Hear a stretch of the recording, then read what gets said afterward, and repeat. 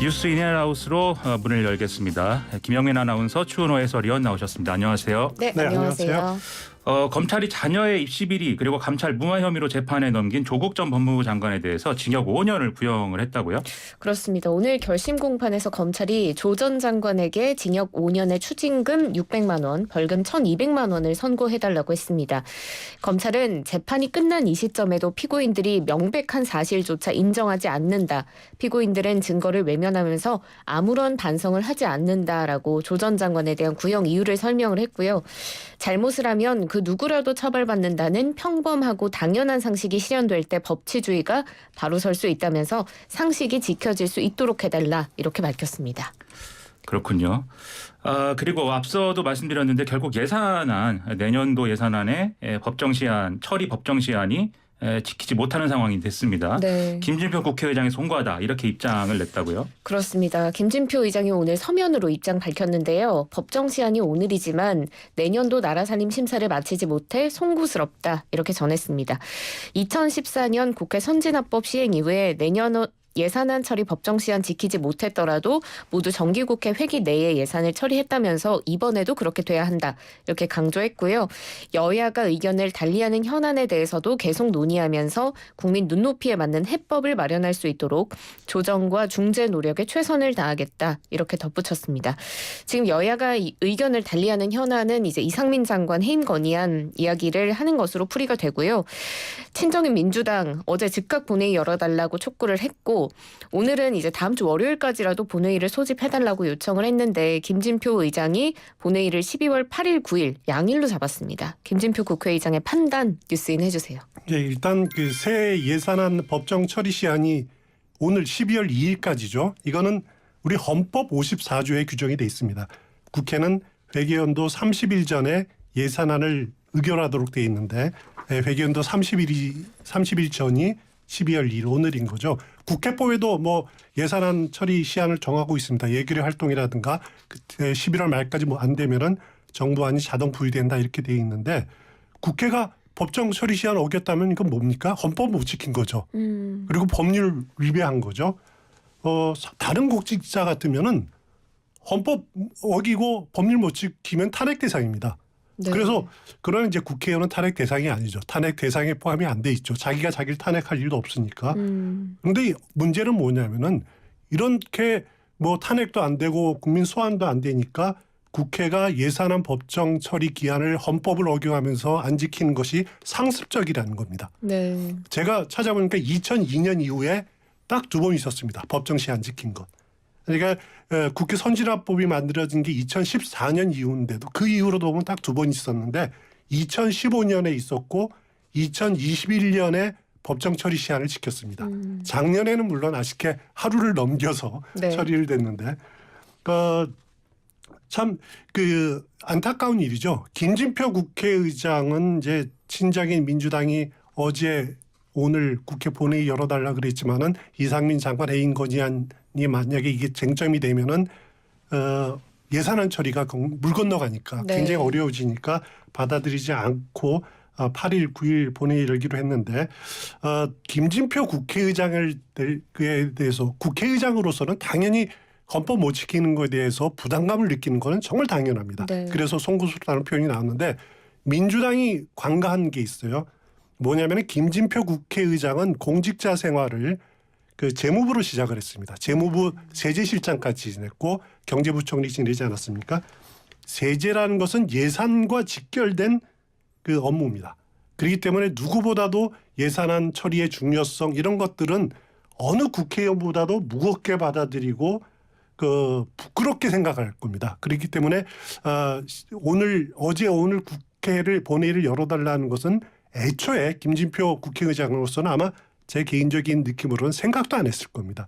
그래서 김진표 의장에게 최우선 과제는 이상민 장관 해임 건의안이 아니라 예산안 처리다. 네. 그 생각은 확실한 것 같습니다. 그렇게 생각을 하면 여야는 이제 잘못을 한 건데 국회가 잘못을 한 것인데 보통 잘못을 한 게 확실하면은 어느 한쪽이 뭐 내가 잘못했다라고 얘기하면서 다 같이 잘못했네요 이렇게 얘기하기보다는 서로 손가락질한단 말이죠. 네, 그렇습니다. 여야의 입장 한번 짚어보겠습니다. 네, 지금 주호영 원내대표는 예산안 처리 법정 시한 넘겨서 송구하다라고 입장을 밝히면서도 민주당을 향해서 손가락질하고 있습니다. 편향적 예산 심사, 방송법 등 각종 입법 폭주, 이상민 장관 해임 건의안 등 민주당의 당리당략으로 인해 원만히 정기국회 운영이 어려운 실정이다라면서 책임 있는 집권 여당으로서 정기국회 내에 예산안이 반드시 처리될 수 있도록 최선의 노력을 다해 나가겠다 이렇게 밝혔습니다. 반면에 민주당 박홍근 원내대표는 끝내 일방적으로 국회를 운영한 국회의장께 깊은 유감을 표한다 이렇게 말했는데요. 예산안은 오늘 밤을 세워서라도 쟁점 사항을 협상해서 타결하고 주말에라도 본회의 열어서 의결하면 될 일을 국회의장과 국민의힘은 왜 뒤로 미루는지 도무지 납득되지 않는다. 이렇게 국회의장과 국민의힘을 향해서 손가락질을 하는 모습입니다. 특히 민주당이 민주당 출신인 김진표 국회의장 향해서 비판하고 있는 게 좀 주목해볼 만한 점인 것 같습니다. 여야 입장 어떻게 보셨어요? 일단 이제 국회가 본회의가 8일, 9일 이틀로 연기가 됐으니까 여야 예산안 협상 한 일주일 정도 시간 벌게 됐습니다. 네. 이제 그 동안에 합의가 이루어지겠죠. 저는 이루어질 것으로 기대를 하는데 일단 국민의힘으로서는 윤석열 정부 집권 여당으로서 첫 예산안 아닙니까? 그렇기 때문에 가급적 원안에 가깝게 하여튼 또 원안이 아니라면 협상을 통해서라도 반드시 처리해야 된다라고 하는 그런 절체절명 중압감을 느끼고 있을 겁니다. 또 민주당은 민주당대로 윤석열 정부 표 예산 가급적 깎겠다. 그래서 정부 견제하겠다. 그러면서도 예산안 처리 이후 이제 국정조사 진행하기로 하지 않았습니까? 네. 그런 걸 따져보면은 예산안 협상에 그냥 자기 입장만 고집하기도 좀 곤란한 상황이다. 그래서 어떻게든지 협상은 이뤄질 거다. 하지만 올해 경우에는 굉장히 차이가 큽니다. 얘는 어느 해보다도 워낙 예산안을 놓고 입장 차이가 큰 데다가 예산안도 예산안이지만은 예산안과 같이 처리해야 될 부수 법안들이 있습니다. 25가지가 있는데 소득세법이라든가 법인세법 이런 것들이 있는데 아시다시피 종부세 문제라든가 이런 것들 가지고도 법인세 세율 조정 이런 문제를 가지고도 워낙 여야 간의 차이가 크기 때문에 정말 쉽게 처리가 어려운 것들은 분명해 보입니다만은 그래도 저는 여야가 예산안 처리를 해야 된다 인식은 분명히 같기 때문에 일주일 사이에 협상의 속도를 내지 않을까라고 기대를 합니다. 문제는 뭐냐면은 8일 본회의가 열리면은 이상민 장관에 대한 해임 건의안이 보고될 거라는 거죠. 그리고 정기국회가 9일 끝나니까 민주당으로서는 그러면 8일 보고 9일 본회의에서 해임 건의안 처리하겠다. 이것이 이제 차선책으로 갖고 있는 목표일 겁니다. 반면에 국민의힘으로서는 해임 건의안을 무산시켜야 된다. 그러기 위해서는 8일 본회의에서 해임 건의안이 보고되더라도 9일 처리를 무산시키기 위해서는 가급적 예산안 처리를 늦추려고 하겠죠.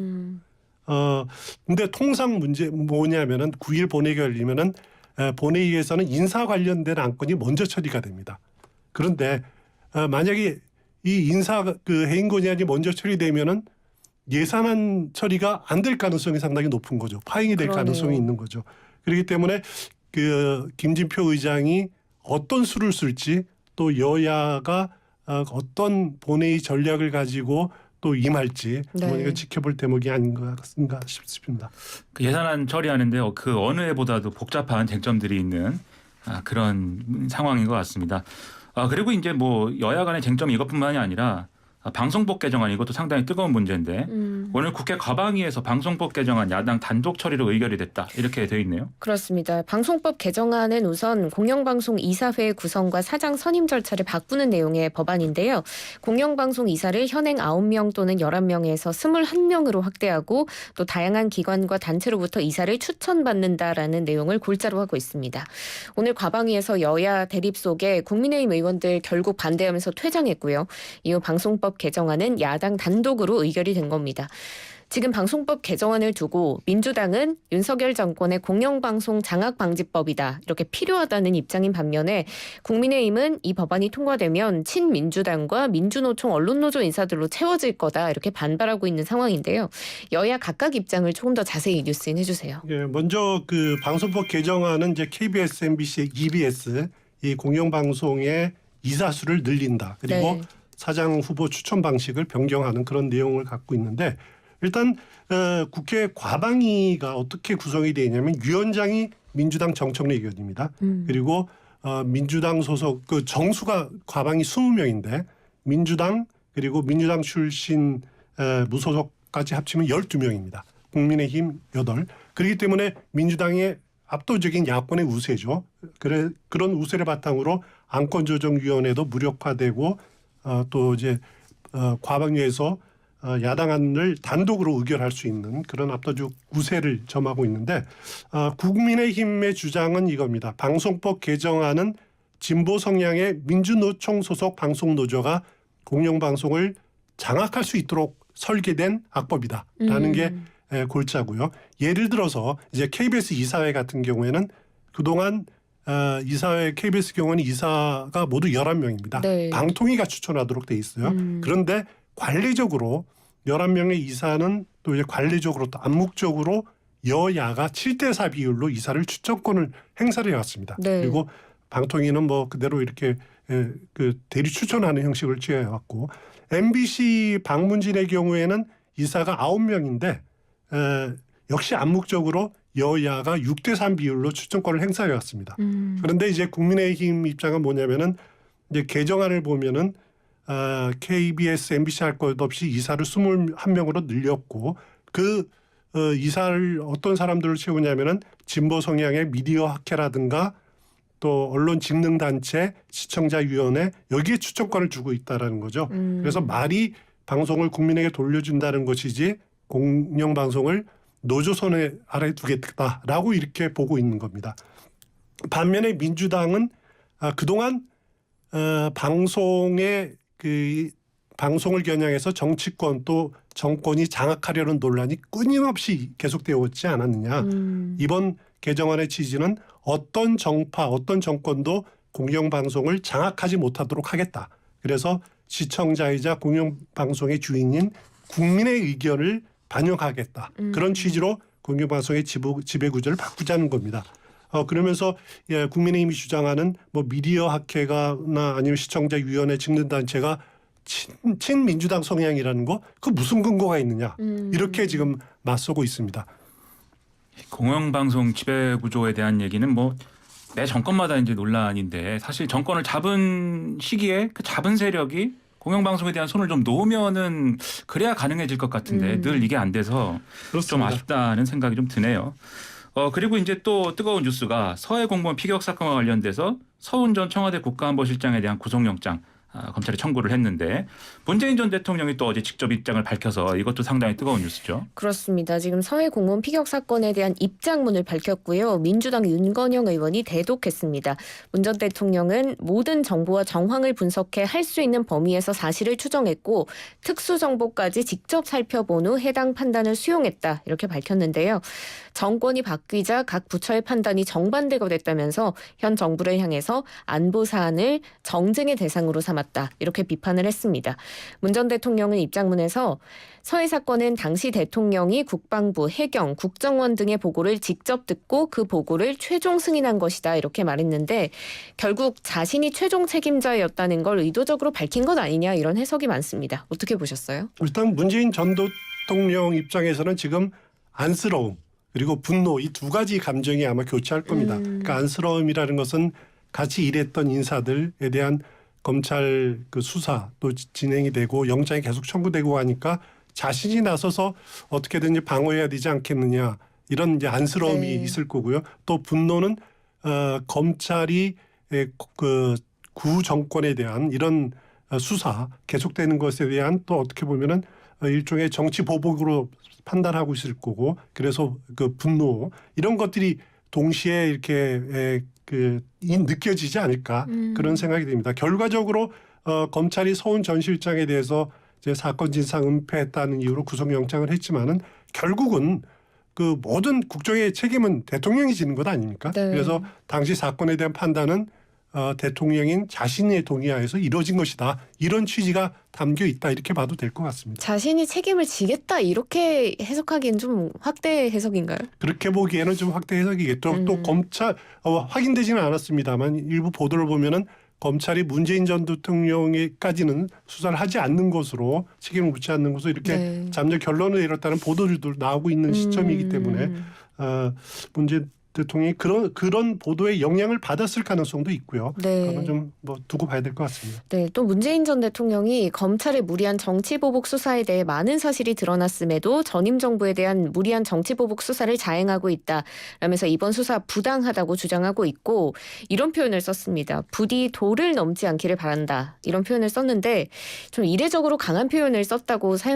본 거 봐도 될 것 같은데요. 왜 이런 표현을 썼을까요? 그렇습니다. 부디 도를 넘지 않았으면 않기를 바란다. 이것은 앞서 말한 이제 분노를 이런 식으로 표현할 네. 것일 텐데 문 전 대통령 입장으로서는 이번 사건을 고리로 해서 현 정부의 검찰이 또 전임 정부 인사 그리고 야권에 대한 탄압이 도를 넘었다. 이렇게 보고 있는 것 같습니다. 문제는 자칫 이런 갈등이 확산될 경우 신구 또 정권 갈등 양상이 더 첨예해지는 것 아니냐.